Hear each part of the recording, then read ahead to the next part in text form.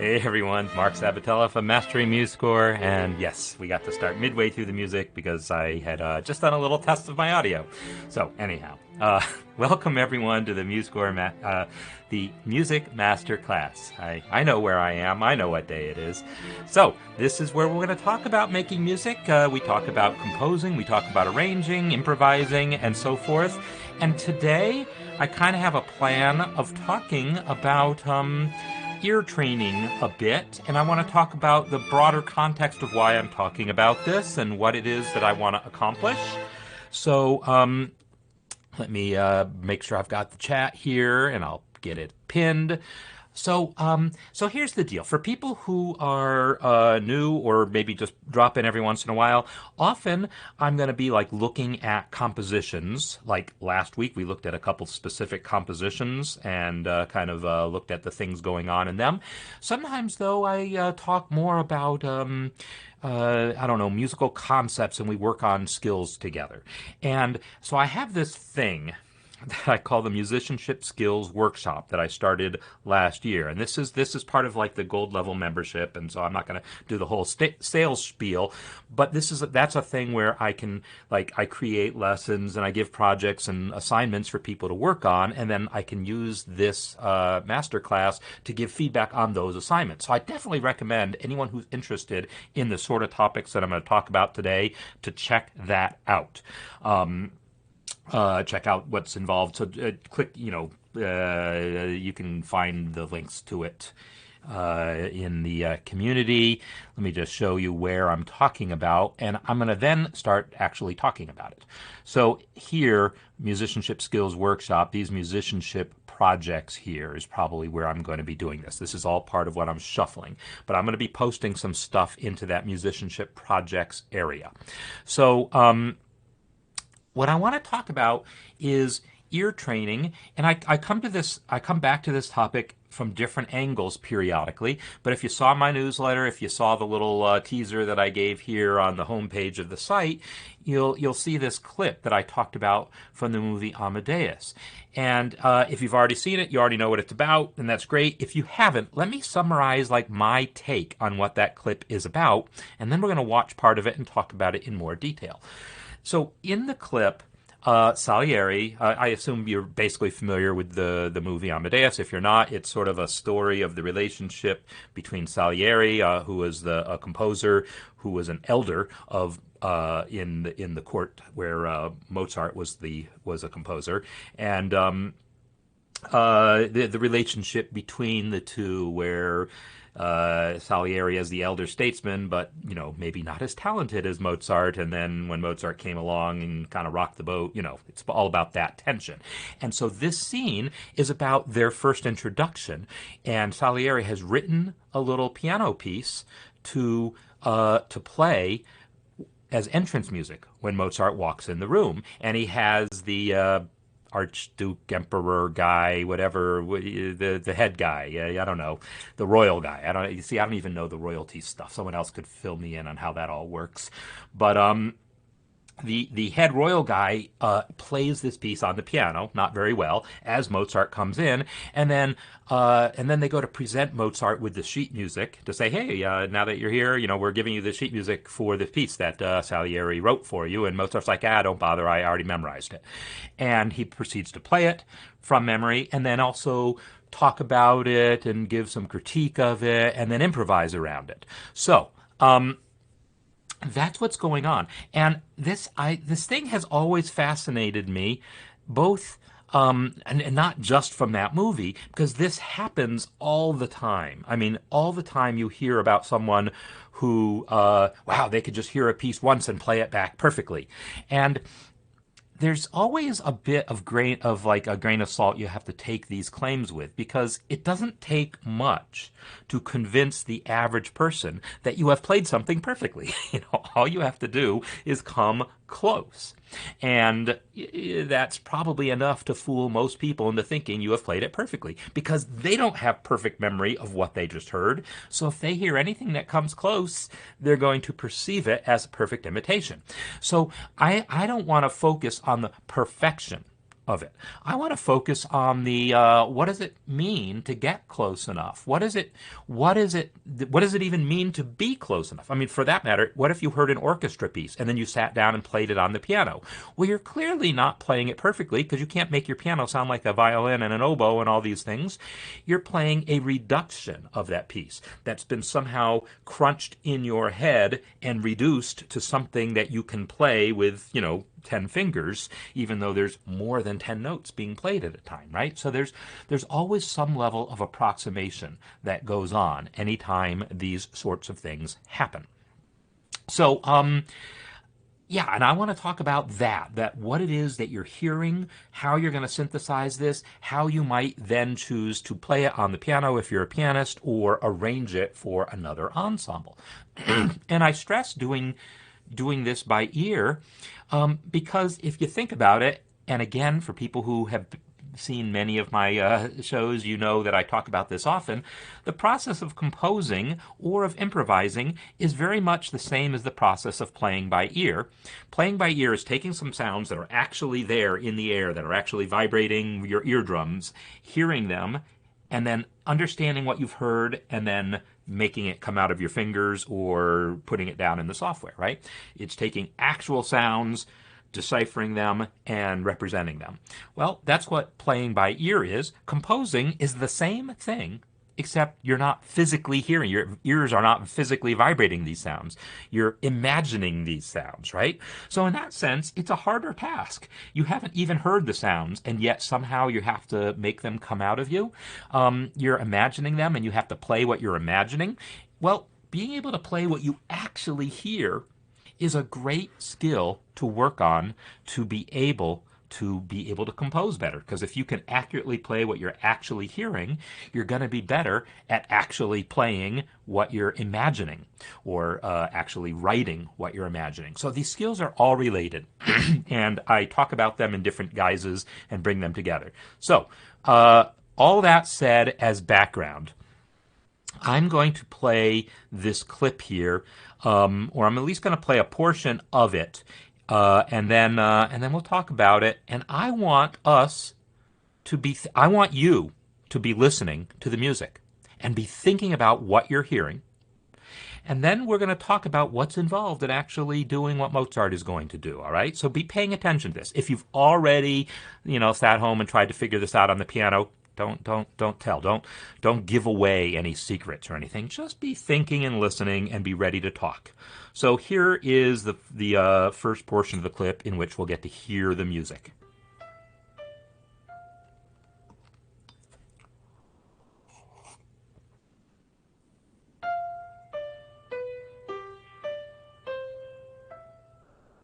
All right, I'm going to pause it right there. I don't know what key this is in. I've always imagined it to be in the key of C. I've never thought about it. And we did get to see his fingers briefly, right? Do, do, dum. I think that's an E, and is a C, but I don't know. I don't have perfect pitch. Before I go any further, I want to find out. Do any of you have perfect pitch, or have any of you thought of that? Am I going to be right if I go ba-dum? Is that E to C? We're going to find out in a second. I got to turn my keyboard on. Let's find out. All right, it is indeed in C. I wanted to establish that so that you all and me have a frame of reference while we play through the rest of this piece. Now, notice Salieri is writing this piece out just as the melody. He hasn't added the accompaniment yet. This, I feel like, is a pretty reasonable approach to how you might compose for piano, is to think about a melody and think about the accompaniment as separate things so that you can tweak one or the other separately. Anyhow, going on.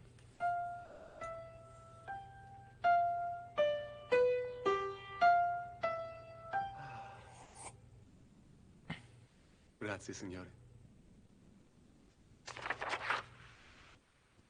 Your Majesty, I hope you won't find it improper, but I've written a little march of welcome in his honor. What a charming idea, court composer. May I see? Just a trifle, of course. May I try it?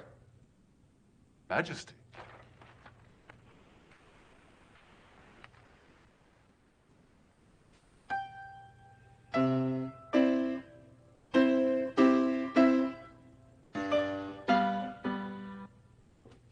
delightful chord composer.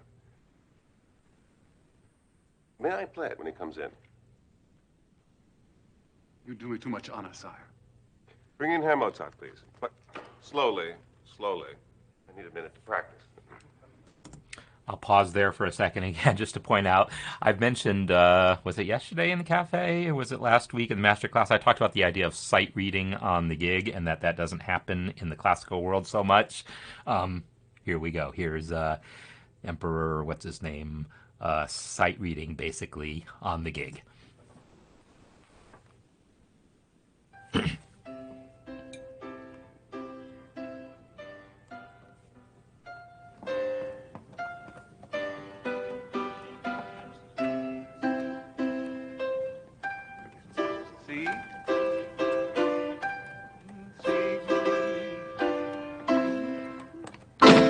Good, continue.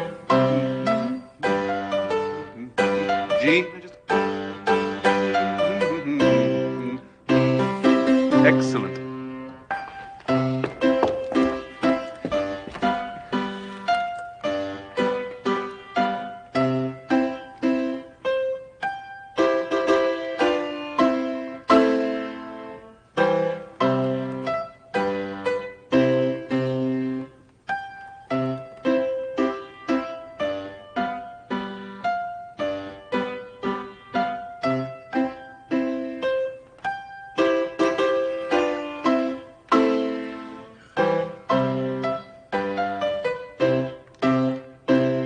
Bravo, Majesty. Okay, so let's talk about this piece here, and I want to try to talk about Swaibu. Now I already forgot if I'm saying that right. Swai. You're right. I think it was during office hours on Tuesday, and just another little plug, a little commercial announcement that also one of the other benefits of the gold level membership is my office hours, where we do basically, this type of thing, but more interactive, Zoom call like, and so you can just ask me questions and stuff there. So anyhow, that's where I had talked about the whole idea of sight reading on the gig. So let's talk about this piece. And I'm talking before we do anything because I want to make it not be about just copying things note by note. I want it to be what we were able to retain in our brain. And there's short-term memory and there's long-term memory. And, you can get a piece into your short-term memory, but at some point you want it in your long-term memory to be able to remember. Right now we're dealing with short-term memory. And so I want to sing this piece. I want you all to sing this piece. So let's try to get that main melody. Now so I'm going to do my best to sing it, and I want you to try to sing it with me, and then we're going to talk about it, okay? So, ba-da-da-dum, ba-da-dum, da-da-da-dum, ba-da-dum. Does that sound right to you? I don't want to cement that into my thinking without knowing if that's right. So I want you all to tell me. You all try to sing it, and let me just give you a moment, and I'm going to just be silent while you try to sing it. Go ahead. Try to sing that melody right now.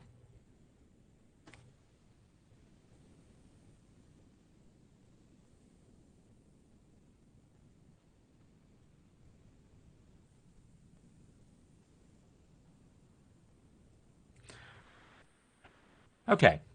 So I'm going to try to now, let's talk about playing that melody. So, we know the chat is a little behind the stream, right? That's always the way it is. It's like 5 to 10 seconds behind more for some people than others sometimes. But I want you to think about that first phrase. Ba-da-da-da-da-da-dum. Assuming that's right. Type in the notes.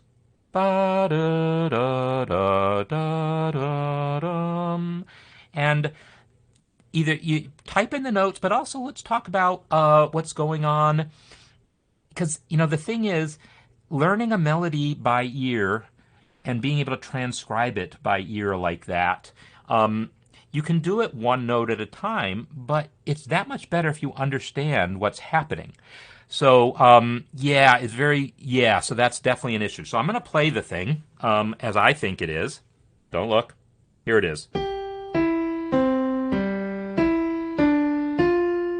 That's what I think I had. And I'm going to play that again.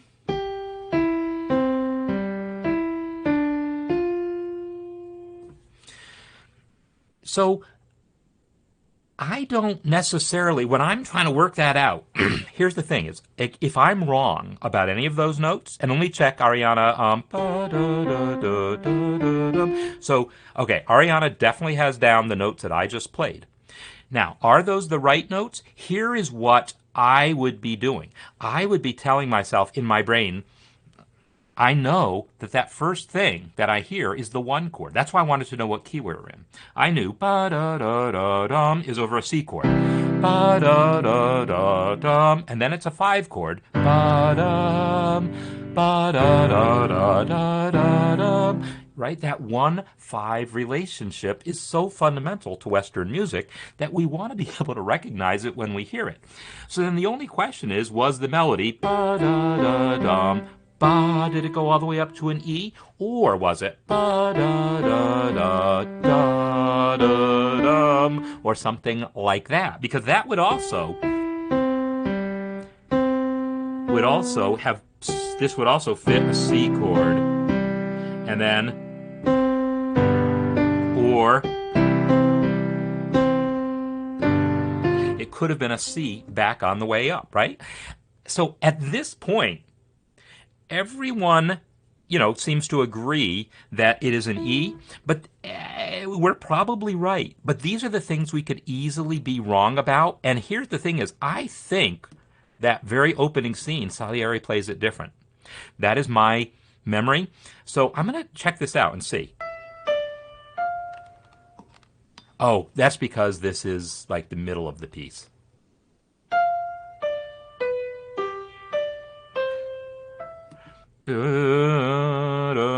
Okay, so there it is. So, there it is. That's that guy's favorite expression. Slowly, slowly.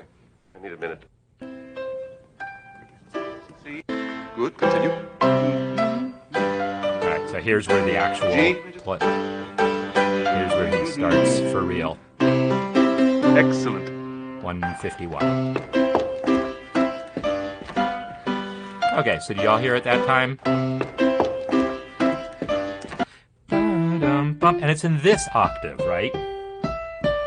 So there we go. It's in that octave. Yeah, and you're right. So that's one of the things also. The fact that he fumbles a bit in some ways makes the job harder. But it also in some ways can make the job easier because you see what mistakes he makes, and then you can relate his mistake to how you know the piece should totally go, and you can learn a lot about a piece by hearing the mistakes that happen in it. All right, so it's in this octave. Now, the left hand is clearly doing something like root, chord, root, chord, right? It's doing something like that. So my guess, if we think it's a C chord, I feel like this kind of pattern is like a common pattern, but I haven't been paying attention to exactly what that pattern is. So now, is it that, or is it down here? What do you all think? Or is it something else, right? It's that kind of pattern, or it could be some back and forth pattern. Talk amongst yourselves. Think about it. Going from memory. I'm going to play it again so you can hear. But before I do, again, I want you to search your own memory to think about what that left-hand pattern actually is doing there.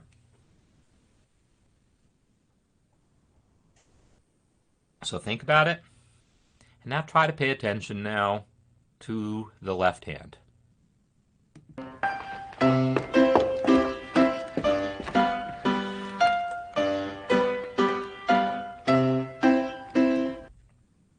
So one of the things that's going on here is that this is not a piano, right? It's some early precursor to the piano. Pianoforte is there's the forte piano, the pianoforte, harpsichord, clavier, all these different keyboard instruments, and I don't know what's going on. But the actual, pitch quality of that instrument is not the pitch quality of this one, right?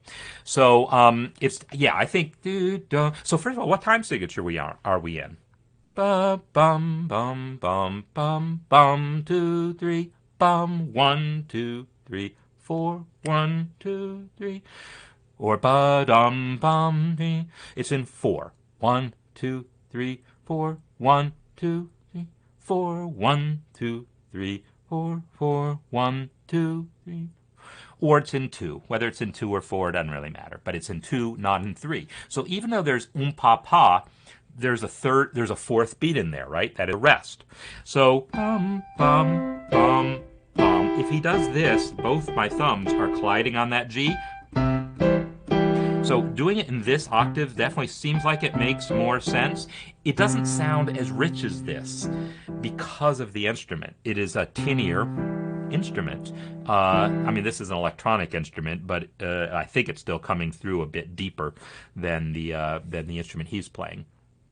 So there's your 1 chord played something like that. But now listen to the 5 chord now and tell me, do you think it's, or is it, or any variation thereof?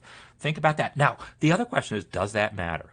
Does that really matter which octave exactly that version is in? When I talk about the approximation aspect, maybe that doesn't matter that much. But let's listen and try to tell.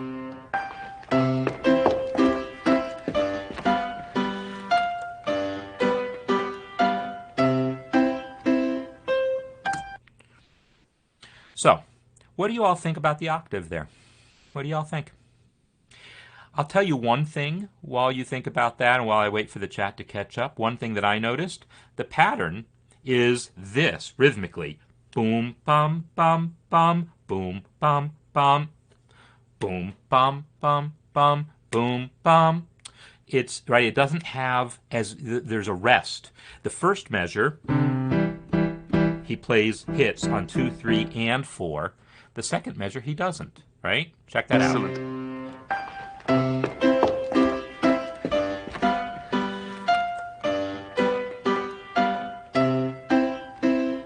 Right? So there's a rest on beat 4.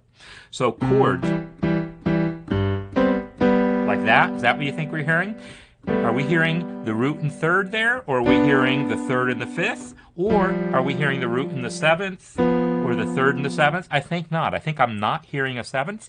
In my mind's eye, when I was hearing this song in my head last night, like lying in bed, I was imagining that it was going to be this. And it wasn't until I actually played the video, because I, heard that song a week ago when I posted the video, but I deliberately didn't think about it too hard. But in my brain, I was imagining that he did that. But all it took was listening to realize I didn't hear this. So yeah, let's come back and just listen to that phrase again. Excellent.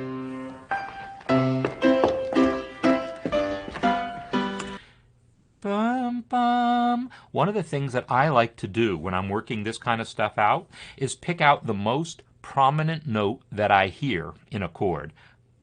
Because most of the time, not always, you can't totally rely on this, but most of the time, if someone's playing a chord and you try to sing what you're hearing, your ear is going to pick out the top note of the chord as the melody. I mean, yeah, if someone is deliberately playing another note louder, or if there's some other context that goes on to make you think otherwise, to make you hear it otherwise, there might be another reason why you might hear another note as the melody. But by default, I'm going to assume the most prominent note I hear is the highest note. And so if I can sing that note, I can work down. And I heard the B, and then I'm going to fill in the G chord below that.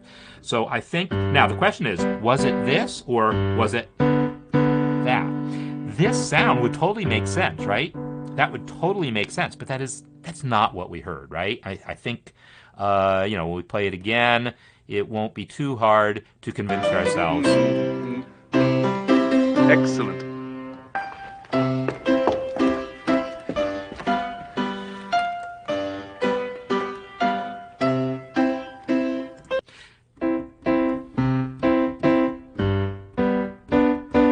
So, something like that, right?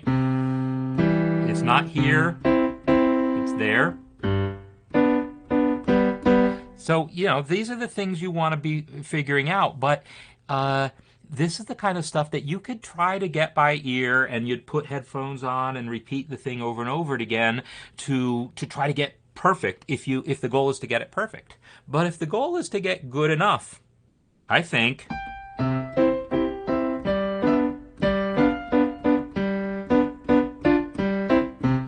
I can do anything like that, and it's going to be the basic idea.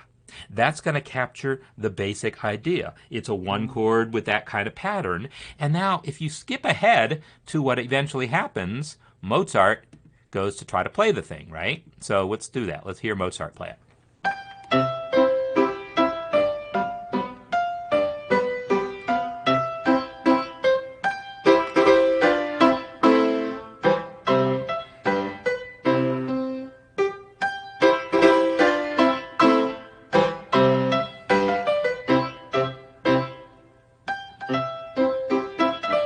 The rest is just the same, isn't it?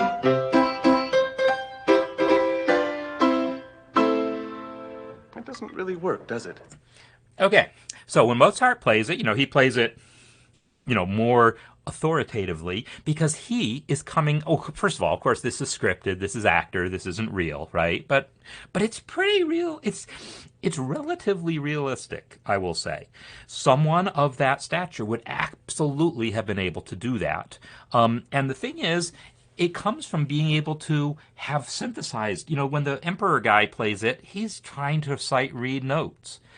And that's a harder I mean, yes, a good sight reader could play that piece cold sight reading. It would not be difficult for a good pianist to have sight read that. That would not be a difficult task at all. But this guy's an emperor or a duke or whatever the heck he is. He's who he is. He just plays piano a little bit on the side. Mozart does what he does for a living, right? So when Mozart plays it, he's coming from this, I understand what's going on with that piece. And so he is able to play it more authoritatively, right? And that is something to realize, that if you're coming from a place of understanding, you can play more authoritatively than if you're just hoping to get the right notes because you're reading them off the page, or you're not sure about what you're hearing because you're still guessing about things. If you are coming from an authoritative place of understanding what's happening, then you can come out. And so then listen to what he does. So first of all, when he says, that doesn't quite work, does it? I disagree with him. I actually like... So, okay, I'm going to interject a little bit of my own comments here. Let's listen to that little passage that he says doesn't quite work. The rest is just the same, isn't it? So that's like a silly little dig, because no, of course there's a repeated section. That's the style, right? Any of these simple two-part pieces like this have a repeated section in it. That's like, that was not great movie playwright scripting there, because this was a play before it was a movie, right? That was designed to show tension, but that wouldn't have really been a significant statement, because of course the opening section repeats. That's just a common thing that happens. Now, the next thing that happens, though, what is that chord? What is that chord right there that he ended on? Isn't it?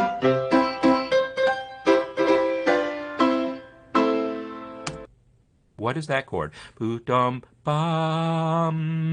Melody note, what is that? I know what that melody note is. Here's my C. There's that melody note. It is not the C chord. You're right, Joachim. That is a minor chord. It's this. Right? There's an A minor chord. I don't know exactly how it's voiced, but it is an A minor chord, right? And that's interesting to me, to hit this dramatic A minor chord there, right? Now listen to what Mozart does here. It doesn't really work. When he says it doesn't work. Check this out. Did you try? Shouldn't it be a bit more?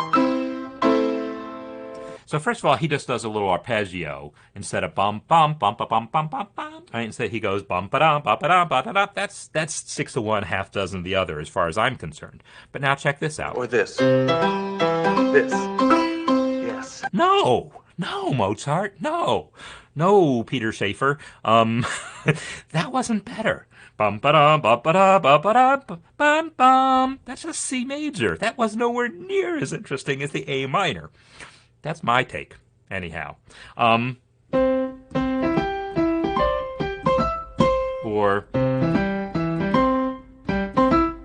that was not better than it started with. That's less interesting.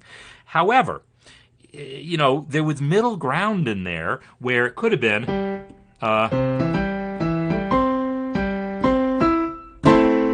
had he come down and played the A minor chord there. That's what would have actually made it work, I think, in my opinion. So, and of course I'm not criticizing Mozart here. I'm just talking about the fiction that we're watching here. But then the sorts of things that he does after this. Let's Better?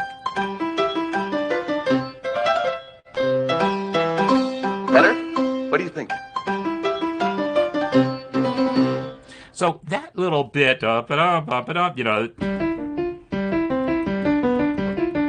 that stuff there, it sounds like, I don't know, it sounds minorly impressive, like someone who doesn't know music would say, wow, he played a lot of notes, that's more impressive. But no, it's just arpeggiating the triad. It's not like Salieri would not have known about that technique. I mean, that's a fundamental technique. Now, it is true that Mozart is one of the ones who put that technique on the map, but it's not like Haydn wasn't already doing that and other people weren't already doing this, that sort of figure, Alberti bass, it's called. So it's not like doing that would have struck Salieri. This is all made up, of course, but had this been real life situation, it's not like that would have made Salieri go, oh my God, I don't know how to do that. That Mozart's a genius. Salieri, anyone who was capable of composing that original piece probably could have done individually the things that Mozart's doing. It's the fact that Mozart is this constant fountain of ideas, whereas you saw how hard Salieri worked to get that down on paper the first time. Had he continued to work on it, he could have come up with those other things too. But, he stopped when he got the first idea down, and then Mozart was able to take that as a starting point and then move on. Sound's gone? Really? Is it gone for everyone? Hello? No? I still got it. Hopefully other people still have sound. Anyhow, I lost my train of thought. What was I saying? So Salieri had to work harder to put that down than Mozart had to when improvising it, but partially because Mozart is standing on Salieri's shoulders, right? So one of the other things that I would say about this is this whole process that Mozart is going through here. This is what I think is brilliant. So I'm criticizing some little aspects of this as not feeling entirely accurate or whatever. But here's what I think is brilliant. There is a sense in which what Mozart is doing here is not criticizing. He's not insulting Salieri. He's not playing it better, right? He is taking it and saying, hey, here's some other things you could do with it. Salieri deliberately wrote a simple piece. Salieri is capable of writing much more complex music. He deliberately wrote a very simple piece, and I think in part because he was hoping that the Emperor guy would play it and he didn't want to make it too hard. So there was nothing wrong with the piece as he wrote it. And now Mozart just sort of having some fun with it.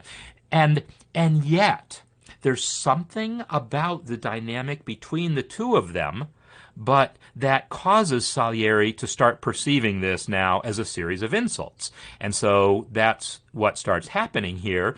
It's really Mozart just giving feedback on, hey, here's some other cool ideas. And this speaks to me because I'm always trying to be aware of this myself, because I'm in this position all the time, right? In these master classes, I'll be taking your music, playing it, and, or having the MuseScore play it or whatever. And, giving my feedback on it. And feedback is, this sounds really good. This sounds really good here. And in this spot here, maybe you could try this instead, right? And I'm constantly going to be giving that kind of feedback. And it's meant always in the most positive, constructive way.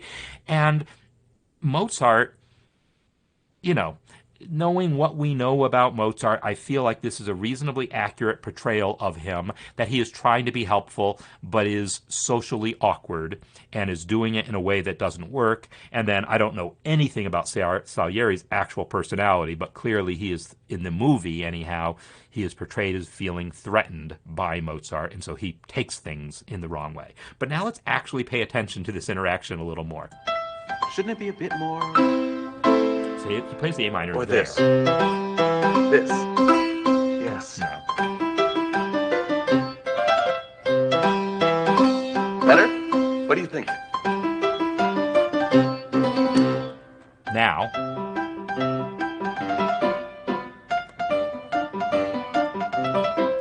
so now what is he doing? He's just improvising with that same back and forth 1 and 5 chord and playing new melodies over it, right? I mean, that's just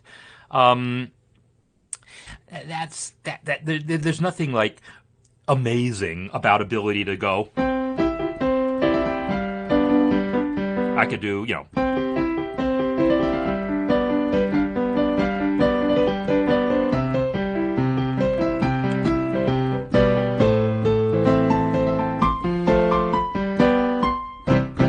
I make up stuff like that all day long too. Now that version was better than what I just did, but you get the idea. It's just basic improvisation that's going on here. And so there was nothing about that it's improvisation that then could become a development section if you wanted it to.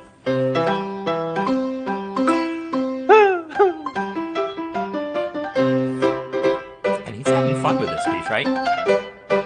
And it's still 5, back to the 1. Now there's a 4, back to 1, 5, 1. And then this is all generic stuff like that. That's generic classical writing. It has nothing to do with the original piece now. This is like generic classical endings. Hey, let's arpeggiate that 1 chord, have some more back and forth 1 and 5 stuff right there. And so yeah, I would say, Ariana, that improvising and creating variations are related processes. A variation, an improvisation is a variation, but typically when improvising, well, it depends on the style. You might improvise something that's a variation of the melody, but what he's really doing there is not improvising a variation of the melody. He's improvising a new melody on the original chord progression. That other chord progression that he just played there, it introduced a 4 chord. That wasn't there in the original, right? Right there. Right there, there's an actual 4 chord. The original piece didn't have a 4 chord. So Mozart introduced a 4 chord, but, so what? All pieces have 4 chords. He got rid of the A minor chord, got rid of the 6 chord, but he introduced a 4 chord. Okay, that's fine. But then the ending is, as I say, this is sort of... Now, from here on...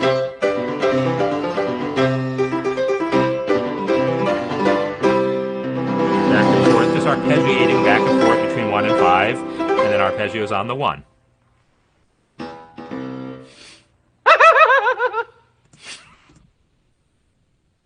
And then... Grazie, signore. The sarcastic grazie.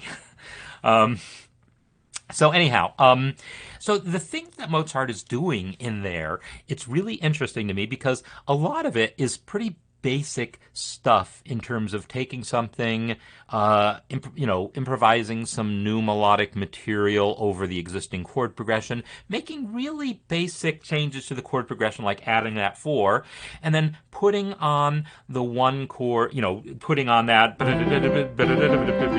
all that arpeggiated stuff that he does, to make that ending all fancy and flourishy. And the thing is, you could look at 100 different symphonies and 100 different piano sonatas and see variations of that same ending gesture. Basically, you get to a point in a piano piece or any kind of piece that follows a particular form where you've stated the final theme for the last time, and then you've stated the theme for the last time, and then you're not done, right? The piece doesn't feel done just because you stated the theme. You want to put some ending flourish on it. And so you get to this really generic kind of where everyone has some variation of that same idea.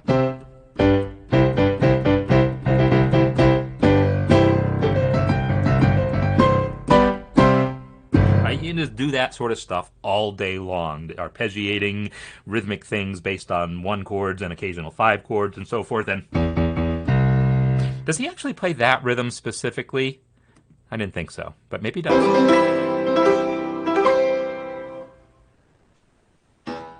Yeah, it's just bum ba dum, so it's something. That little ba da da dum, he plays that. He plays this ba da da dum. So you said piece is used as a minuet in Marriage of Figaro. I do remember reading somewhere that he used that theme somewhere. I didn't remember it was in Marriage of Figaro. Is that where it is? That's great. But I do notice that this passage that he plays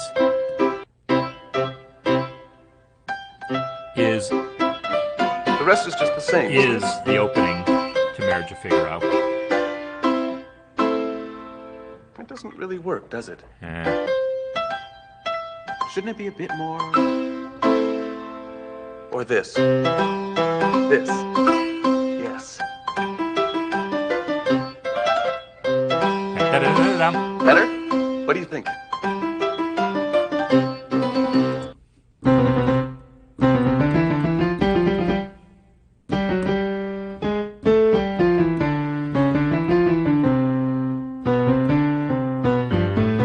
Something like that, right? Isn't that the opening of Marriage of Figaro, if I'm remembering middle school band correctly? Something very similar to what I just did there. So yeah, I think they probably put that in there very deliberately, knowing full well that he was going to go on to write Marriage of Figaro and do that. So I would be interested to know more about the actual genesis of this, because I did just a little bit of research, trying to find like sheet music for this piece or any other recordings of this piece to find like what the original version of this is, and I'm not finding it. So what I don't know is if this is a real piece. What I don't know is this thing a real piece that we're listening to? Did Salieri actually write a piece like this? Is there an actual manuscript of this somewhere? Or is this entirely made up?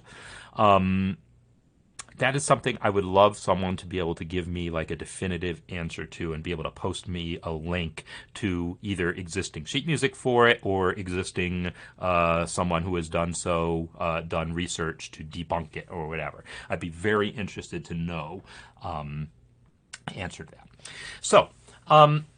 So yeah, what I'm talking about here is this process of playing things and trying to learn them.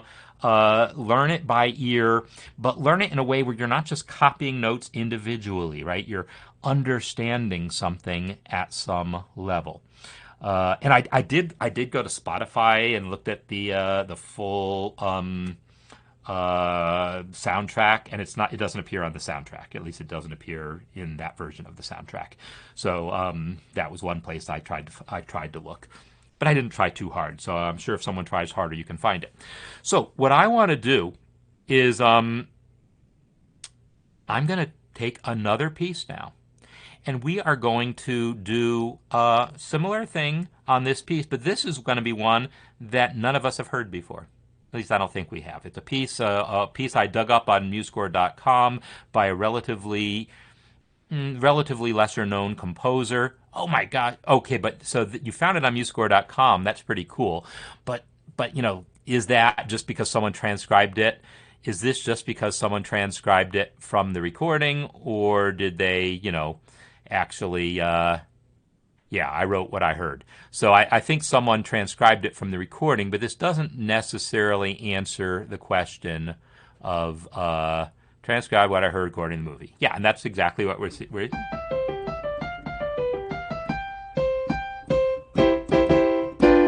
Yeah, that's right.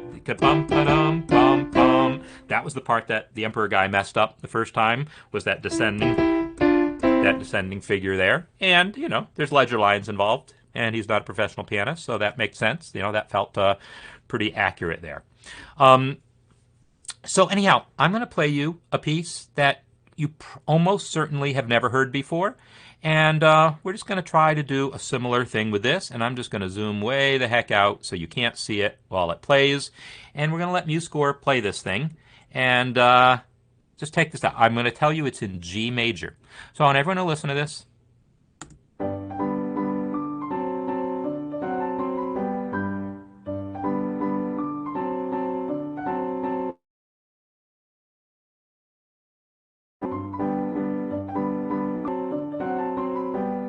I'm not convinced that I started at the beginning, so let me start over again just to be sure, because again I was testing things and now I've forgotten. So I'm starting right at the beginning.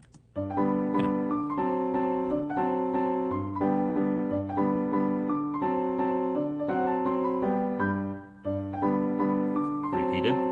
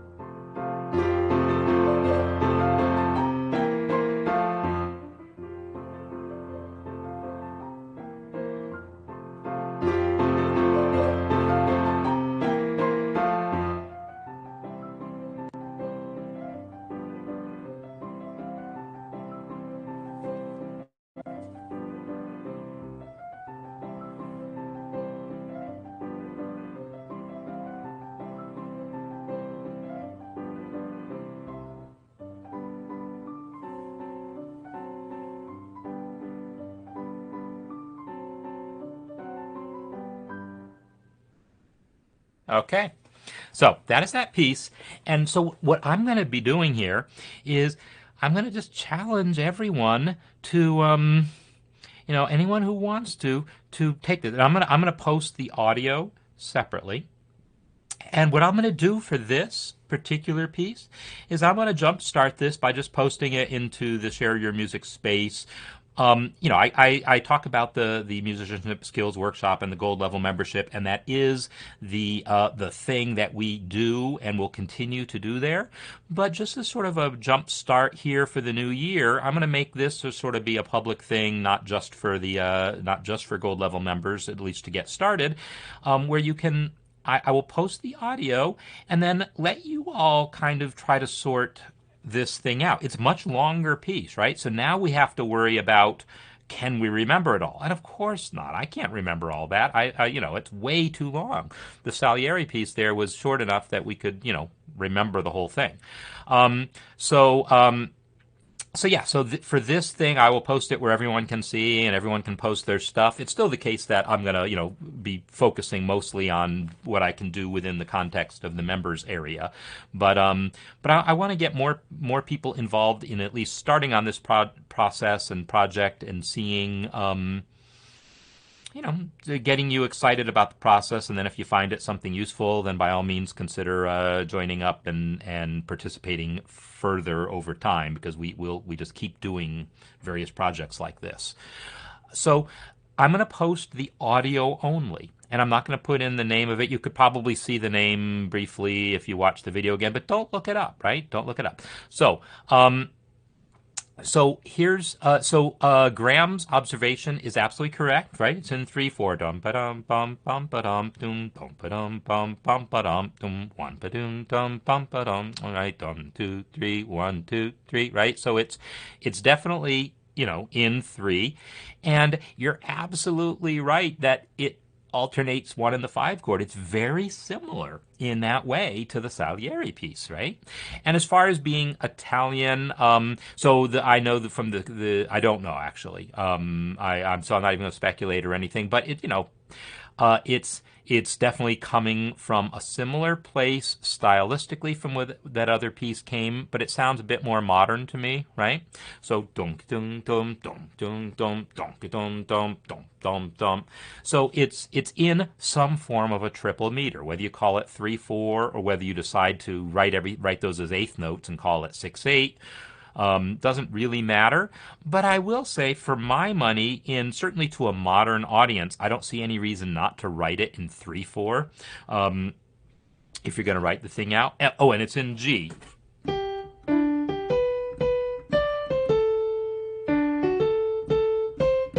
Something like that, maybe. I've already kind of forgotten the vibe. So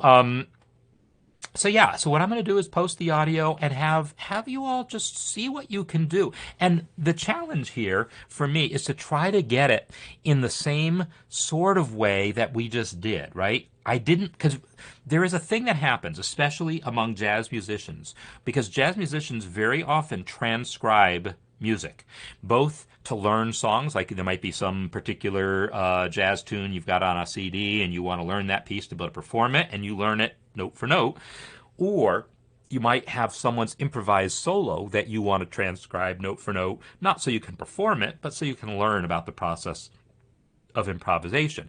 And often when we approach transcription in that kind of genre, in that way of going about things, yes, we look at big pictures stuff, but we also do a lot of pausing and listening to every note and looping individual measures. And there's a lot of tricks and hacks that we do that are based on the fact that we just want to get this done.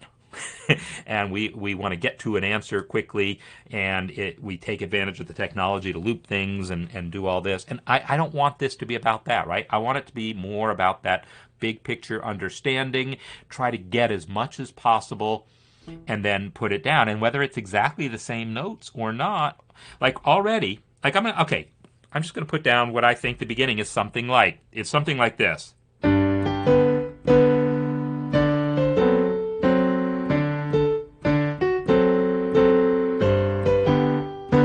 Is it really that? No, I don't know. Is it? Or I don't know. I don't care, right? But it's something like that. And maybe I even have the melody wrong at this point. I kind of want to hear it again. Come on. Oh, I need to be back in here.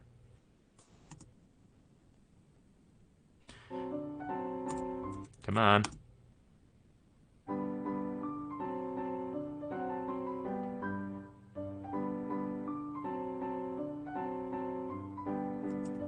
Bum, bum, bum, bum, bum, bum, bum, bum. I'm listening to the top note of that chord and feel like I had it, pretty reasonably close one of those times. Anyhow, some of those other melodies, though, get much more highly chromatic. Right? There's all that kind of stuff that I'm just totally guessing on, right? Because I've already forgotten too much of it. But it adds an extra little challenge to thing. Again, how much of that can you perceive in kind of big picture listening, not pausing every single measure to say, I'm going to get that measure down and then move on to the next measure. No, I want you to try to get this like 8 measures at a time, a section at a time. Listen to that section as often as you need to, and then just try to play that section or write out that section. Not one note at a time, pausing it after every one to get it because that's a different thing. That's, can you match pitch? That's not interesting. Can you understand what you're hearing is the much more interesting question than can you match the pitch and work the rewind button on your computer? That's working the rewind button and the loop button and matching pitch. Those are basic skills. And by all means, if you don't have those basic skills, then okay, fine, do what you need to do to learn how to match pitch or to learn how to hit the rewind button. But what I'm talking about is this more bigger picture understanding kind of stuff. So this is going to be the project that's, I tend to rotate these projects through every couple weeks or so. So I'm going to put this as a project to work on, and I'll make a post about it and put in the audio file and let you all play around with it, okay? So I just want to focus on that sort of thing there today, and then maybe next week we'll check out some of your results and do that. Maybe check out some other music. I don't know. But in these last couple minutes, I do just want to ask a couple questions and talk about another couple things relating to the community itself. So I'm going to flip back to where I have the community site over here. And I want to ask you all a question, for those of you who are still around paying attention. You may have noticed in my rearranging, there's one thing I'm having a hard time deciding about. And I realized I should just ask. So I'm going to ask. I have one space here for where the MuseScore Cafe Watch Live is, and another one for the MuseScore Cafe Archive. Similarly for the Music Masterclass, one space for Watch Live, one space for Archive. There's technical reasons why these need to be separate spaces, why the Watch Live and the Archive need to be separate spaces. If I could figure out a technical way to change that while not giving up some of the other stuff that I've got going here with the notifications and all, I would do that. But for now, let's take as a starting point that there will be separate spaces here. My question for you, does it make sense to have these spaces back to back like this? Have the Music Masterclass Watch Live right next to Music Masterclass Archive, and MuseScore Cafe Watch Live and MuseScore Cafe Archive. The MuseScore Cafe space is within the Mastering MuseScore group here. The Music Masterclass spaces are in the Musicianship Skills group. I have half a mind to create a library space, and that's the thing. And so, Ariana, what you are saying that maybe I could is what I'm asking. Do you think that would be better? Do you think it'd be better if I had a library section down here and moved both of those archives down there? That is my question. Would that feel better in any way? Is sort of an open question that I've been debating with myself. So I will definitely take feedback on that. And the emoji thing. And there's the other thing, Joanne. I'm not like, I mentioned this earlier also, but I'm not crazy about all these emojis because it's a lot of, it's like this extra level of stress for me when I create a new space to find an emoji for it that either I haven't already used or that relates well to the other ones. There's also this sort of annoying thing where these emojis get read aloud by screen readers. So the blind people the blind musicians who are following me, every time they click one of these or navigate by one of these on keyboard, it doesn't just read MuseScore Chat. It reads thought bubble with 3 dots in it, MuseScore Chat, or whatever it is. And I find that annoying. And so I would just as soon turn off the emojis. So anyhow, I like the emojis in some ways. In other ways, it would simplify my life to get rid of them. I'm on the fence about that as well. So I definitely take the feedback that you are enjoying the emojis and that's finding it and that's making it useful. So no, I don't mean that that you're making it stressful. I just tend to stress out about these things. Anyhow. That's my things, and feel free to just add comments here when the archive shows up again. When it shows up in an hour or so, you can feel free to add some more comments about that. But yeah, that is something I'm interested in and trying to figure out what I want to do about. So meanwhile, let's close out here with some music.